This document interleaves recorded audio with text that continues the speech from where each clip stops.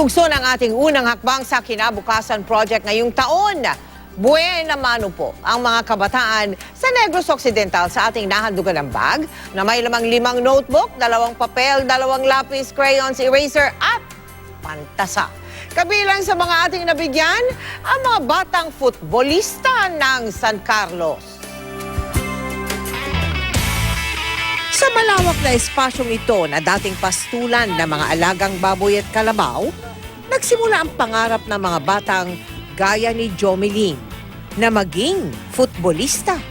Tinambakan namin yung mga buhangin, tapos gawa lang namin ng bamboo. At saka makakita kami ng mga pulot-pulot na screen. Marami nang naglalarong mga bata. Si Jomelyn, nakikipagsabayan sa mga kalarong batang lalaki. Manilig pag ako mag-football. Papayan ko, kuya. Sa labis na pagmamahal ng mga bata sa larong ito, gas-gas at halos wala ng hangin ang gamit nilang bola. Ang pagkahilig ng mga bata sa football, suportado rin ang kanilang tatay Odi. Ang level na tinuturuan ko, 6 to 8, 9 to 10, 11 to 12. Mas mabuti pa nga nasa putbulan sila kaysa nasa kompyuteran. Malayo sila sa bisyo.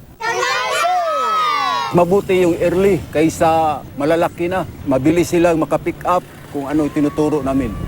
Sa ilalim ng nakapapasong init ng araw, nag-aalab din ang kagustuhan ng mga bata na maging mahusay na manlalaro ng football na maipagmamalaki ng bayan ng San Carlos.